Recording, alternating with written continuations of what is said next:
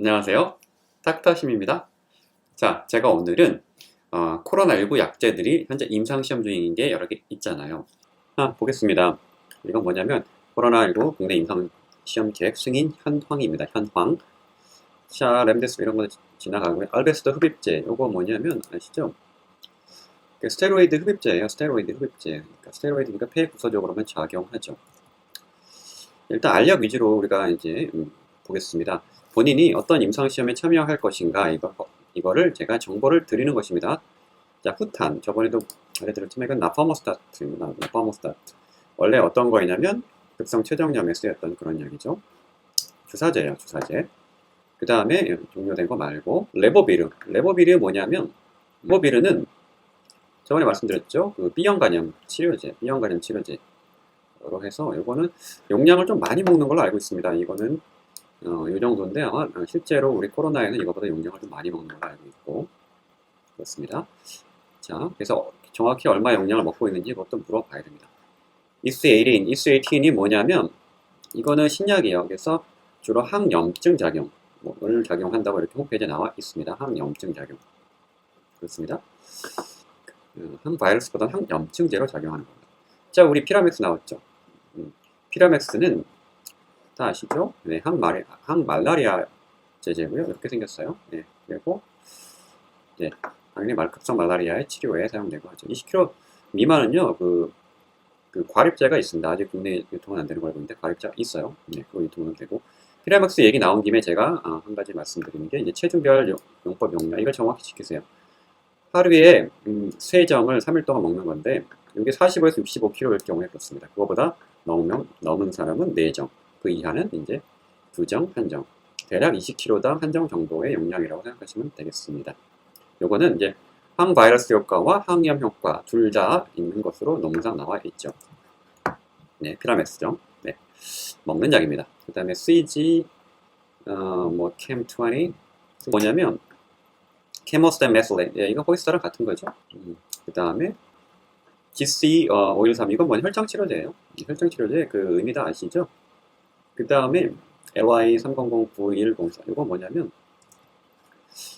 예, 바레시티 닙이라는 약인데 이게 뭐냐? JKA inhibitor 라는 약입니다. JKA inhibitor 류마티스 뭐 이런 관절염 같은 쓰는 약이죠. 아무튼 그런 약이고요. JK 아까 이거 바레티스닙 찾아봤었나요 제가? 예, 예. 요게 이제 올루미난트라고 해서 근골격계 약물로 쓰이고 있는 약제입니다. 네, 류마티스. 예, 그때 같은 염증 조절제로 주로 쓰이는 걸로 보이고요. 그 다음에 네, STP59도 아시죠, 여러분? 셀트로닌 항체 치료제. 그 다음에 DWRX2003주. 이거는 뭐냐면 니클로사마이드 주사제입니다. 니클로사마이드 주사제. MK4482. 자, 요거 조금 설명할게요. MK4482가 뭐냐면 이걸 볼게요. 이 네이처 실린 이거 이 회사에서는 제약사에서는 당연히 편집된 것만 논문에 실립니다. 자기들한테 가장 유리한 것만 논문에 실어요. 그렇죠? 로 데이터를 잘 싣지 않아요. 그래서 이것도 가장 유리한 데이터만 이렇게 실어놨는데 그 중에서 이제 어떤 문제가 있는지 우리가 파헤쳐 봐야죠. 좋습니다. 이게 잘 보면은요, 이게 12시간 감염 후 세포 감염시키는 12시간, 그 다음에 36시간 이렇게 실험을 했습니다. 당연히 12시간보다 36시간에서 세포 감염 후 36시간 차에 투여했을 때 효과가 좀 떨어지기 시작을 해요. 그 이상 48시간, 72시간 혹은 뭐 5일 뒤, 5일 차 뭐 이때 실험한 결과는 없어요. 없습니다. 실험을 하지도 않았고 씻질 않았어요. 왜 그랬을까? 왜 그랬을까요? 여기서 보면 좀 힌트가 있습니다. 자, 이 SARS-CoV-2 타이터 그러니까 뭐 컬처한 거에서는 통계에서 유일하게 36시간까지 이제 감소했다고 나오는데 이 RNA 자체는요 36시간 후 그러니까 감염 36시간 후에 투여를 하니까 감소가 되질 않아요. 통계학적으로 유의하게 감소가 되질 않아요. 12시간까지는 감소가 됐었거든요. 근데 감소가 되지 않습니다. 이 뜻은 뭐겠습니까? 자, 36시간 이후에 투여를 하면은 이 약은 효과가 훅 떨어지기 시작할 것이다. 확 떨어지기 시작할 것이다. 라고 짐작해 볼 수 있겠죠. 그래서 자, 그래서 이거를 보면은요, 얘는 임상시험 자체가 어떻게 되어 있냐 볼게요. 자, 두 가지가 있는데, 입원 환자, 그 다음에 외래 환자가 두 가지가 있는데요.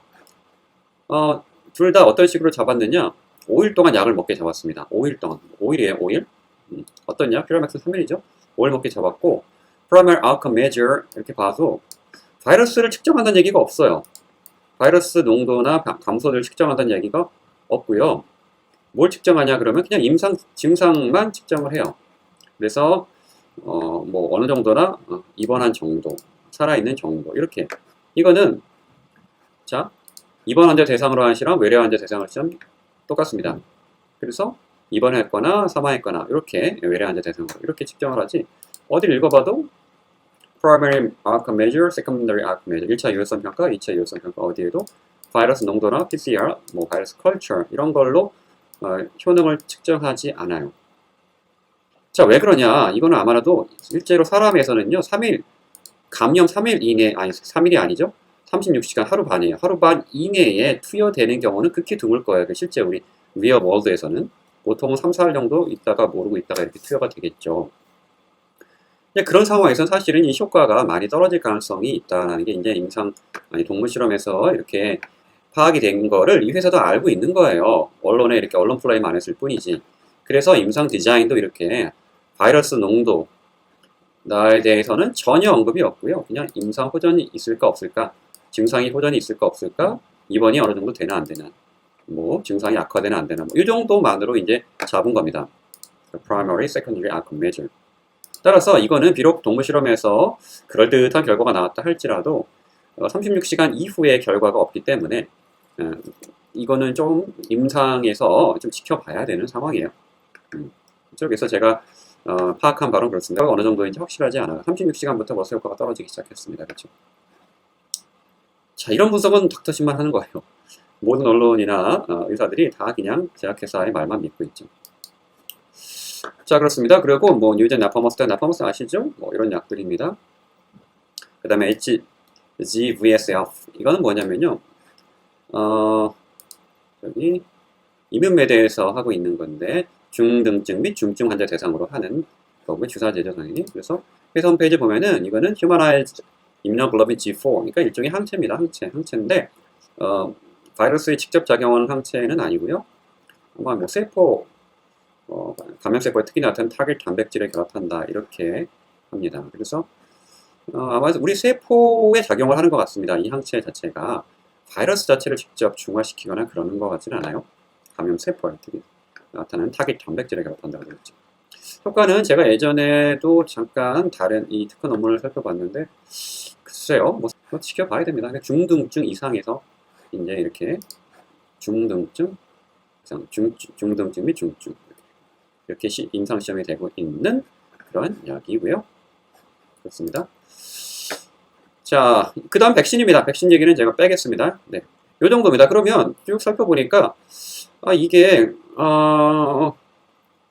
먹는 약이 별거 없어. 다음에는 뭐가 있습니까? 호이스타 그러니까 근데 이미 이게 결과가 조금 그저 그렇다는 식으로 많이 나왔잖아요. 그 다음에 우리가 쭉 가서 뭐죠? 있는 게 피라맥스밖에 없나요? 피라맥스, 예. 그 다음에 EC18 이거는 항염제잖아요, 그렇죠? 네버빌의 항바이러스제인데 이거는 카레트라랑 유사한 정도라고 하는 거니까 그렇게 강력한 효과가 할 것 같지는 않아요.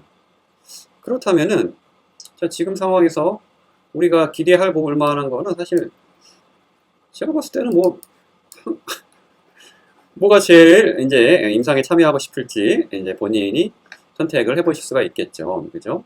임상시험 포털 보면은요 이런 데가 있어요. 여기 들어가서 쭉쭉 확인을 해보고서 쭉쭉 클릭해서 자, 아까 여기를 클릭하면은 여기 임상 코로나 포털을 들어올 수 있고요.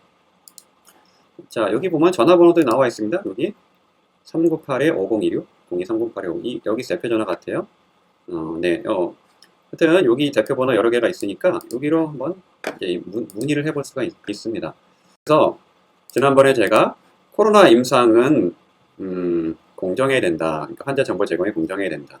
이런 식으로 영상 올린 적 있죠. 그래서 뭐가 바뀐 게 있나 봤더니 바뀌었어요. 뭐가 바뀌었나?